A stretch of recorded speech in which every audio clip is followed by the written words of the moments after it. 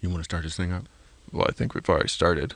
No, man, because if they hear your voice for actually, you're right. They might just tune out. They might be like, next episode. It happens. It does happen. I mean, it's like anything why are you that can so happen. emotional, Ak? It's like she's growing a baby. You are growing a baby. Okay, hey, hold the microphone up to your stomach, will you? The baby's not making any sounds right now. Still inside. What is that? She having a Daffy Duck. Terrible. What do you think it sounds like? You heard it before, right? Right? What does it sound like when they got the microphone to the baby? Okay, actually, it does kind of. I have. It sounds like that. Uh-oh. Hey, can you hold the microphone? Because we just got a new studio thanks to our Patreons, first of all. And you're about to hear something you have never heard before, ever, but you got to wait for it. Okay. I love this podcast. You'll be laughing out loud, and all of a sudden, boom, something that can really help you drops in your lap. I like it because I unexpectedly learn about life. It is so funny. I get to laugh and learn about life at the same time. I like listening to Funny How Life Works with the car of my parents. With the car in my parents. Okay. And now we're back. Now you get to hear. We're going to hold the microphone up to her belly button, kind of, and listen to this.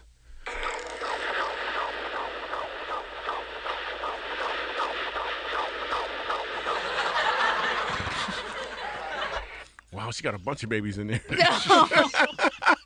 Congratulations. Triplets. They all laughing. Her babies is in there laughing. Hey, now, let's take the same microphone. Oh, and hold boy. it up to Nick's stomach. We're going to hear a bow. It's not going to be a good sound. That's what I tell you that much. You just hear, feed me, please. So, what we're setting up today is, what are we setting up? Bonus. Episode. Yeah, so this is kind of cool because what we've decided to do was we did an episode with our Enneagram coach, Miss Amy Wicks, and we did the episode. Producer was here. Producer Andy was here. Akila was here. We had a bunch of people in the studio. Tech guy Nick, who is my co-host, and he is the most. Dude, I appreciate you, man. Oh, thank you. I really appreciate being here. You don't just add to the show. You really help the show be what it is. I just want to say that. Thank you. I know we kind of go back and forth a little bit. Really back, and then forth. Mm-hmm. But I want you to know I appreciate you, man, on the real. Thank you. Yeah. So I think you're pretty dope. Thanks. Anyway, we were having a conversation. We did a podcast about really the Enneagram, how it works. Yeah. And we brought in some friends so we could help with any issue they may have had. Mm-hmm. And then what happened was after the show was over, we left everything rolling. We continued to record, not really on purpose, and some kind of cool, deep conversations happened with myself, tech guy Nick, and then and Annie, and we just decided to share this episode. What did you get from this episode? What did you feel like was cool about it? Like, it wasn't even an episode. It was like an extra-sode. Yeah. Ooh, extra-sode. Extra-sode. Yeah, it's like when you give your tithe, but then you do even more. Yeah, no, there was just some extra clarity because like I've made it known before that I've gone to like counseling and therapy and stuff like that too because I've had some issues in life. And how does that make you feel? Exactly. But so like there's just been things that I've walked through. So like having some extra clarity and figuring out how I work as a human and knowing how my brain works really I take any and every bit of extra clarity that I can to help figure me out. I like that. Yes. Any extra gram. Yeah. But no, so like just since she's a coach, we're recently discovering like just chatting with my friends that came up in topic that like a lot of my closest friends are like, hey, here are the things, here are the qualities I see in you. This is what it looks like when you're in health, and we know when you're on unhealth, but this is what you look like when you're healthy. Help me clarify what number on the Enneagram spectrum I was. And so like that's how we kind of discovered, like that's how the conversation started because like one of the first time that we had her on, she's like, what are you? I was like, I don't know what I am. Well, like, listen, but that's where you were a little off at when she looked at you when she said, "What are you?" Yeah, she was just curious because of the beard. Well, you know, she's like, "What are you?" And then you went, and you sound like Akila's stomach, but not with the baby. No,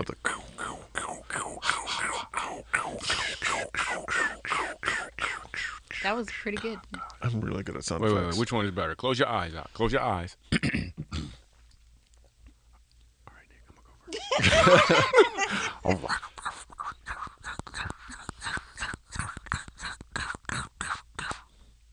Or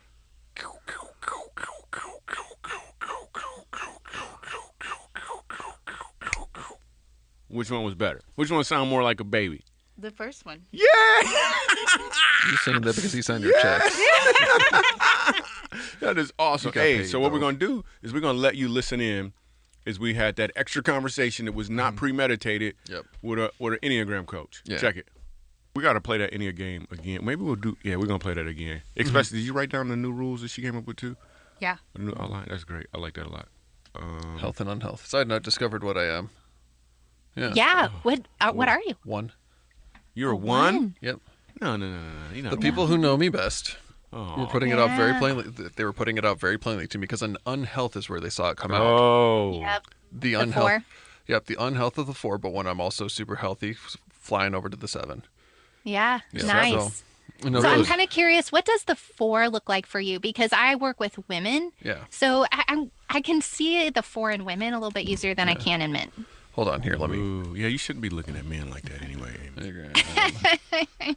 4. I'm just gonna. But if I want to help, Yeah, that's true. Essentially the self-critic. okay. So The inner critic. the inner critic that just drives you crazy, and Yeah. Tell me about that, Nick. so really we're gonna do that with the chips.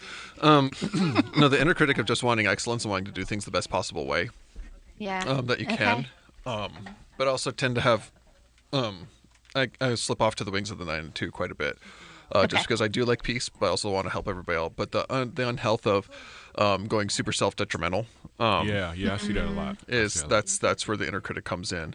I had also done. Let's see if I can pull this up. Nope,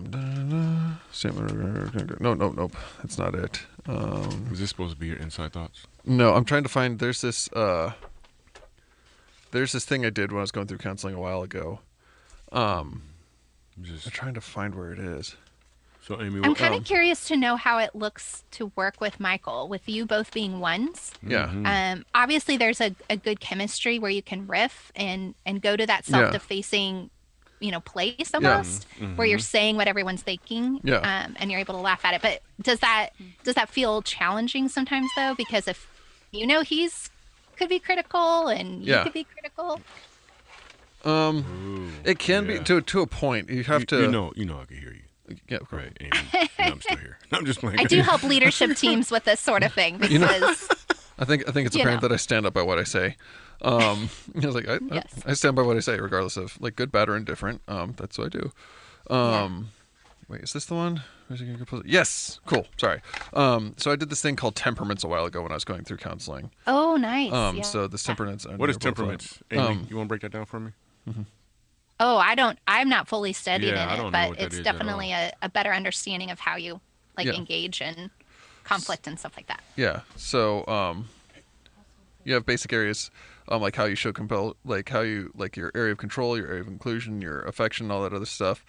So it just like breaks it down for you, kind of like a mind, will, and emotions. Is kind of how it breaks it down. So with that, when I went through that, it was essentially a sanguine compulsive was what I came up with in an area of inclusion. My control would be a phlegmatic melancholy, and through affection would also be another consanguine compulsive. So, essentially speaking, a giant kettle of crazy. But bringing that all through, I wasn't going to say it out loud. I freely admit to it. Like honestly, these are tools that you can use to help know yourself and know your pitfalls, this way you can staff against them. I'm going to use these tools for sure. You probably are. I'm going to broadcast them on the podcast, everybody. We're recording. But yeah, I figured we were. But no, so when it comes to like working with Michael and stuff, you have to keep yourself in the mindset of this is for fun, because you need to remember, it's kind of like anytime the enemy attacks you, you have to go back to scripture, remember what God says about you, because the first thing is the enemy's first and primary tactic was, did God really say that? So let's find out what Amy has to say about this. Yeah. What are your thoughts, Amy, about what he's saying? As far as The number working with 4. you? No, being a 4, and and even working with me. I mean, having that wing 4, because I see the 4 more in him than I do the 1 sometimes. Oh, interesting. Well, the 4 would withdraw more than assert themselves as a 1 would. And they also their self-effacing becomes truth instead of what is right. And then, kind of if they've, not kind of, but when failure arises and they're not able to do anything about it, that's when the 4 can show up of like, I'm no good. I can't do this. What am I doing anyway? I'm going to just quit. The all or nothing comes to play, which is not usually a good way to operate all the time. No. So with the going back to the temperaments of it being the sanguine compulsive, what it means is on the sanguine side of things, it means that everything's the extremes. So, Yes. like, everything's either incredibly amazing, it's the best thing that's ever happened on the face of the planet, or, like, we're all going to die and it's going to happen in about 30 seconds. So, let's pick a hill to watch the world burn on. Wow. For someone like me, balance is very important. Unfortunately, the compulsion side is not super fun because for someone like me, we want to be in control of everything. We want to make sure that things are lined up and that they're taken care of, and we're executing it as highly as we can. So something like a compulsion that gets in the way of that, because it's something you cannot control because it is a compulsion, will drive you up a wall. So things like balancing, keeping mindset, and focusing are really, really important for someone like me. Okay. Yeah, the reality is getting through with the truth that there is no such thing as balance, as that ideal that you're looking to strive for and attain. It's not. It's an illusion. And so instead, and you operate in a way of knowing like that is life. There is the highs, there's the lows. Yep. And in the low, don't throw out the baby with the bathwater. In the high, just soar on the wings of anticipation. It's always worth it in the end. Yeah. Yeah, and even keep creating a trigger when you know you're focusing on the lows. Create some sort of trigger that causes you to say, "Hey, wait, let me look at some highs for a while." Yep. Yep. Yeah, and for a one in particular, it's surrounding yourself with people who will speak truth and who will call you out. And as uncomfortable as that is, I get a lot of ones, and I've just found that time and time again, it's having those specific people structured in your life where, they'll go after you when you withdraw and pull away because they know they're in a low spot. They need to hear truth and encouragement. And just those people that you can call, even when you don't feel like calling them, that they might call you. Yeah. That is great. That is some good stuff Yep. right there. That is dope. Wow. Yeah, so it's a lot for me. For someone like me, it's a lot of focus I need to work on. Or focusing on the right thing versus just focusing on whatever happens. But yeah, shifting focus mostly. Yeah, because if you focus long enough on something wrong, like it'll get bad really fast. Yeah, focusing on what you can't control, and instead focusing on the things that you can learn to adapt to. Yeah. I'm curious to know, Michael, how do you see yourself in that? Because I know last time we talked about it, you didn't feel the 4 resonated with you. Oh, as far as the wing part? No, as far as the stress and unhealth and all that. Oh, I don't. Maybe I'm just completely ignorant to it, but I don't feel like. Actually, I don't know that much about the Enneagram. So me being a 1, when I read it, everything sounded legit. But I don't remember. What are some of the traits of the 1 again? I mean, is one of them that you don't stay focused on stuff and remember it? Because I don't. No, actually, that's not. Is because the 1 does stay focused fairly well. Yeah, I do. Yes, you're right. They tend to know the right way to do things. Yes, that's right. And so the inner critic also is a marker for the 1. One of the subtypes of the 1s doesn't hear the inner critic as well. They hear the critic more about the surroundings and other people. But that's a constant battle. That would probably be me. I would probably notice the stuff about other people because I'm constantly looking for ways to help other people make their life better, which is why we got this podcast even. Mm-hmm. Yeah. That's your drive. That's your motivating factor behind it. Absolutely. Even if it's at the risk of maybe not taking care of me. No, I kind of take care of myself. I'm super, super self-aware of what I'm thinking about, but maybe not super self-aware of what is actually going on or what I might be going through. Maybe. Interesting. I think I'm self-aware anyway. Everybody thinks they are to some degree. Yeah, I'd be kind of curious. You should ask your wife what it looks like, what your behavior looks like when you're stressed, what she observes. Sounds because like a dangerous topic. The other just curiosity I would have is, does the 1 show up more when you're stressed? And is the inner critic more there when you're feeling pressure, when things are uncomfortable for you, when change happens? Is that like a, as opposed to the constant as Nick would experience? It's weird because I never or rarely feel an inner critic. Like I don't really get hard on myself. I kind of shake things off. Like I'm like, that didn't work out. Okay, now what? Like I just move to whatever the next thing is, or I get excited about the growth that can take place as a result of how I didn't do something right. I always look like, okay, what can I learn from this? Or how could I help somebody else even in this time of, like I didn't get it right. That wasn't good. Oh, so for example, a lot of the content that I create on stage, I'll create it and we'll have a plan and everything's supposed to go a certain way. And then if someone misses a cue, I never really trip that they didn't get the cue right, because there's something great. Nick, you probably know, for example, that whole thing we do when we do an altar call, that stuff came from a keyboard guy not being out there on time. Yeah. And now we created something even better as a result of it. So even when things mess up, I can see a better way. I'll be like, oh. And I think it's because of Funny. Funny has a way of allowing you to make some mistakes and it still look amazing. So and one of the things I've learned is, this is a big one for me. This was huge. I used to try to be more controlling in a significant way, but I had this revelation where I realized the reason I'm controlling is because when I'm on stage, there could be 4,000 people in the room. And I can be doing a joke and I'm making the entire audience move in one direction and think the same. I'm making 4,000 people think the same way at the same time, and then I flip it in a way that creates a revelation that causes them to laugh. That is control and that is power. But I feel like what God was showing me is I was trying to do that off stage as well. Meaning if like I'll know what the scenario needs to be. I know how to move the entire room. The problem is there's other people on the stage with me when it's real life. And if they didn't do everything the same way, because I can see the results.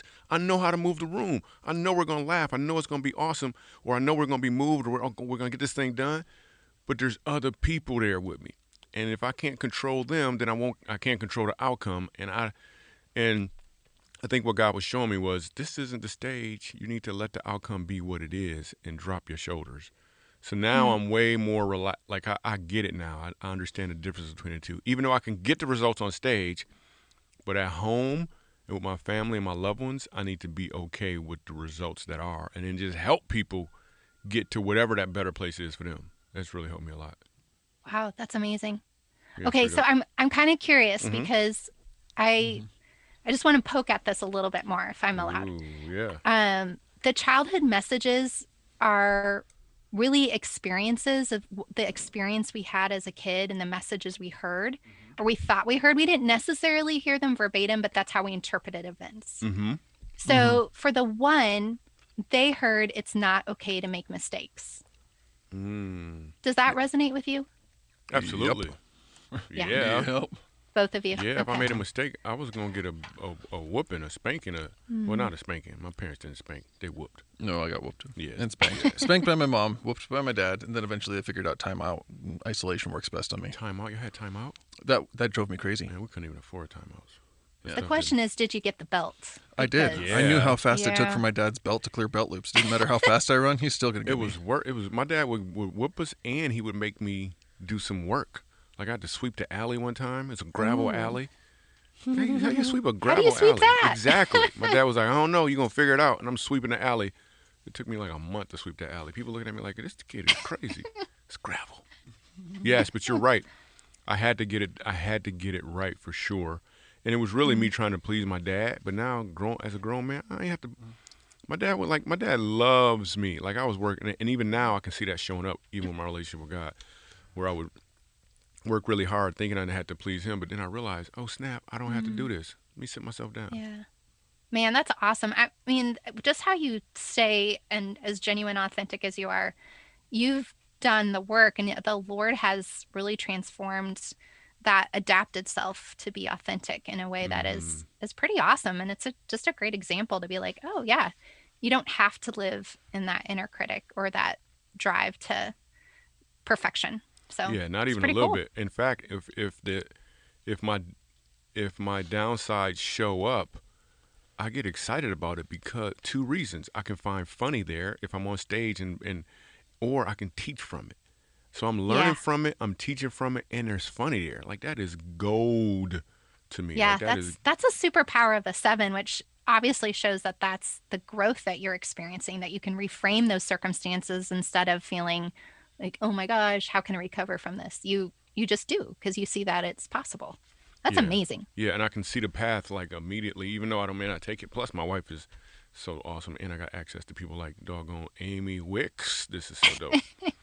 This is really I love good. it. We really, this is something totally off topic, but I thought was kind of funny. So one of my favorite things, you came to Olathe, Kansas years ago, like, I don't know, maybe 10 years ago or something. But you did your whole routine. Is it called routine joke? What do you call it? Masterpiece is what I think. Masterpiece. There you go, masterpiece. About the dog names. Oh. Can I tell you how funny that is? But what I want to know is, what does it mean about us if we name our dogs tree names? Is that like our Native American heritage? Tree names? Tree names, like sequoia and maple. Isn't that just their favorite tree to pee on? That is hysterical. Wow, I've never sequoia. But can sequoia also be? Oh, here's a question: do you feel like a tree is a person? No. Ooh, so for those, my husband cuts them down for a living. So. Oh well, there's that. So Spencer cutting down trees? Wow. Yeah, he's an arborist. So he wears protective glasses, but not glasses. He's in a gang. What is it? I don't know what an arborist is. Oh, they trim trees. Well, not quite that dangerous, but close. Do they have trees? Because I was going to say, if he's a lumberjack, his name's got to be like Paul, and he probably has an ox friend or two. He wears a lot of plaid. More than likely, some overalls. Probably has a beard that envies He wears mine. a uniform, bright orange shirt, bright orange uniform? Gross and dirty. He ain't no arborist. Wait a minute. An orange uniform? He in the woods? That brother he escaped from prison. That's what he's doing. He escaped lockdown. He escaped from prison. Does he only wear slip-on shoes, no laces? Hey, so for those who don't know, in case we actually use this is a great conversation. I'm glad we're recording it. I'm going to the joke she's talking about the dog names. We're just gonna go ahead and insert that right here so you can hear the joke. Boom. That's it. So it's all about it's about how people. Yeah, Andy, you caught that right. Okay. It's really about how people. It seems like my white friends, not all white people, give their dogs human names. Black people, not so much. So that's the joke she's referring to. And just so you guys are on the same page, but you're 100%. I never knew that you guys named them after trees. My wife came up with a great observation recently about the dog name joke. Is we were driving somewhere and she saw a dog resort. And she was a like, dog resort? Yeah, Are you kidding me? Yeah, so when you go on vacation, you leave your dog at the resort, and then you go on your vacation and come back and pick the dog back up. It's a resort.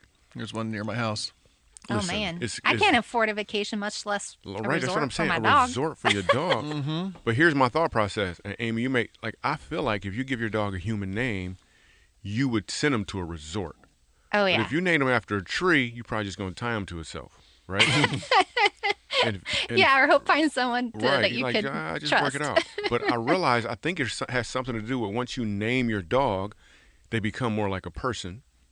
Yes. And if you give your dog a tree, it's a little less. And if you name your dog like Gidget or Tire or something, it's more of an item. Yep. I actually believe it. You feel like because it's a psychological tie. Exactly. It's more of an item. But here's what's deep, because I've been doing a lot of study about the brain. When people who have road rage are really upset and they're mad, they're not looking at the people, they're looking at the vehicles, and they're looking at them like they're obstacles versus actual human beings. And here's how you know That's this is the true. truth. Is because anytime you try to merge into traffic, and it's a lot of traffic, and nobody will let you in because everybody's trying to get somewhere, who is the person who always lets you in? The one who always. Go ahead. The junker? No, he may not let you in, but as soon as you make eye contact with somebody, they always let you in. Always. Because what happened in that moment is you went from a vehicle to a person as soon as you make eye contact. In fact, if somebody makes eye contact with you, you always let them in. I mean, am I correct? It's true. Well, maybe that's why people refuse to look at you. Exactly. So more times they don't even look at you because they instinctively know, nope, this is just a car. It's just in my way. It's nope, it's a car. It's a car. It's a car. As opposed to looking, as soon as they make eye contact, boom, they'll let you in every single time. So it's really about seeing people as people. Otherwise, you'll look at them as an item or an obstacle. Yeah, you're objectifying them. I don't know what that means. So maybe we should put bumper stickers that say really pretty people driving, or, family man behind the wheel, or something to let them know it's a person. Or, people who have bumper stickers, nobody really. Yeah, the only way you can read that is if you're like tailgating them, and then you come off as a jerk, like, why are you tailgating me? Well, you put a sticker Okay, on. I'm you trying to gotta read. I'm trying to read your sticker. So Maybe just write it all over the back window or something. I told somebody, I said, what you should do under this circumstance is instead of looking at the cars as if they're in your way, and instead of just calling them traffic, name the car. Name the person in the car. You don't know their name, but if you actually refer to that person as Steve or Melissa, and Melissa's pregnant, she's trying to get to the hospital, you completely understand why she made that move in front of you versus that doggone car, that person, that thing. Look at this jerk. That's what they say most of the time. They give them some sort of title, so they're not even human. So then they'll feel okay, justified. They're justifying themselves for how they responded. Versus if it's Melissa on her way to the hospital. Jerk Pants McCrappy just cut me off. Yeah, exactly. Give them an actual title. Give them a position. Yeah. Or make them a person, and you'll be amazed at what kind of changes. Wow. Steven, who's running late to his interview, and his family is depending on him. Boom. Yep. I like that. Everything. It's like good. Rewrite the story because the story you're writing about that person who cut you off is not serving you well at all. Yeah, Narvi, who can't seem to answer his question consistently. Narvi, I want to know what we're going to eat. That's all I ask Narvi. For those who don't know what I'm talking about. Anyway, this might be like some bonus episode. It'd be kind of dope. You're awesome, Patreon. Amy. You're Patreon content. Yeah. Patreon content. Patreon only behind the Enneagram. Ooh. Yeah, well, I have been a producer on my own show for 4 years, so maybe, I've learned a little something. Yeah, that's dope. Wait, do you have a Patreon page? I don't. I just don't have time, but I'd love to someday. Time. That's cats be Patreons are awesome. They really help out a lot. Hey, this off the cuff moment I'm gonna go off the cuff on is actually what I did something spontaneous when I looked Nick in his eye because we're sitting across from each other. But we're gonna fix that because this is weird. Yeah. Like it would be weird in a restaurant if we were eye to eye is cool for two dudes, but if we're in a booth and we're next to each other, yeah, a little weird. It's a little weird. Anyways. So I want to go off the cuff moment. I want to go off the cuff on is at the beginning. I had a sense that I should say something. I felt something about Nick in a really good way, but instead of just pushing it down, I decided to let this brother know how I really feel about him, how much I really care about him, and appreciate what he brings to this show we get to do together and the atmosphere on a regular basis.